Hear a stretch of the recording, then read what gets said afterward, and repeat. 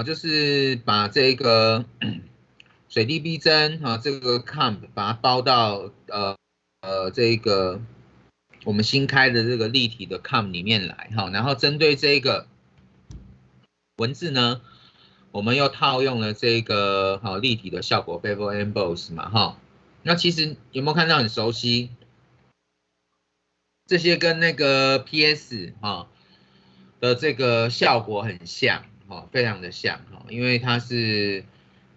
一样是 Adobe 的系列嘛那所以它当然会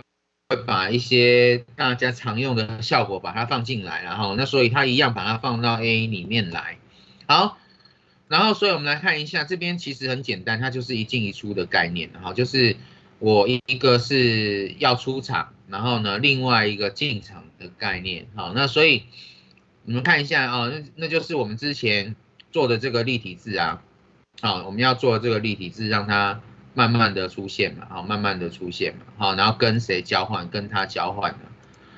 好，那这原本存在的就出去啊，好，那原本不存在的就出现，好，这样子，好，就是这么简单的哈。那好了之后，我们把这个这两个图层先关起来哈。好，然后我们把音效给置进来哈，双点这个中央面板哈，然后把音效。好，把音效置进来，你们班的在位。好，这里。好，然后我们把这个东西呢置进来，就点这个音效嘛，然后按 Import， 好。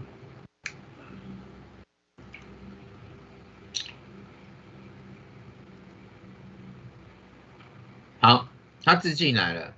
好，那之后你们的期末作业可能会有很多的音效，比如说走路声啊、敲门声啊、打架声啊，还是这个蚊子声啊，等等，好，那些都可以透过网络的这个下载这个音效素材的方式去取得，所以很方便。好，然后呢，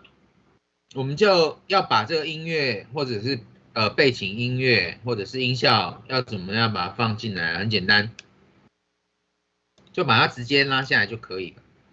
了。直接拉下来就可以了。当然，这一个时间轴呢，它会依据你音效的时间的长短去显示这个时间轴的长短。那假设你的音效很短，可能只有几秒钟，比如说只有1秒钟，那它可能就是这么短。那如果2秒钟呢，它可能就是这么短。OK， 好，那所以你就可以像那个我们之前大组成包小组员的方式，把这个音效拖到你要的位置来放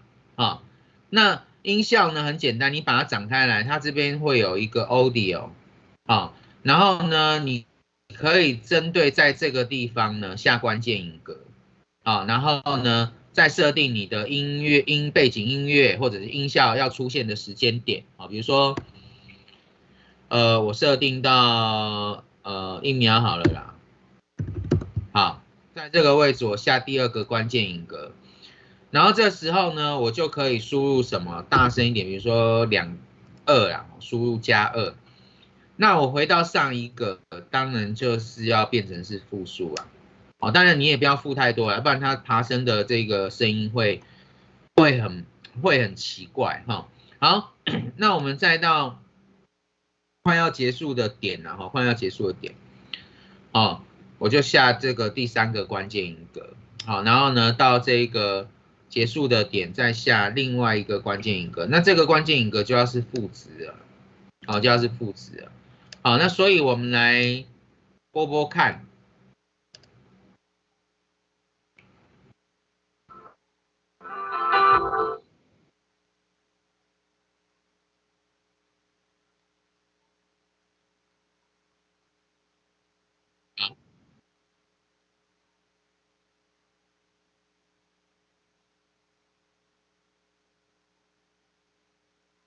好，那假设你觉得这边的负值衰减的太多我们再拉回来一点点拉回来一点点那所以在它衰减的过程中，相对的不会衰减的那么快好，那所以音效啦哈，音效音乐都很简单，你只要直接把它拉进来就可以了，然后把这个变形参数展开来，好，然后呢设定关键音格，好，设定关键音格，好，然后去设定这个增强或衰减的这个声音啊，声音啊，就是这么简单。好，那如果这个作业做好的同学，就可以出影片，好，就可以出影片，好，然后出来，然后缴到云端，好，缴到云端 ，OK。然后请下载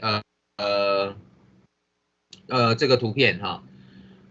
好，就是等一下我们要来做，做这个嘴巴动的这个效果，好，嘴巴动的效果。那你觉得，假设你喜欢这一张，你就按这个，好，就按这个。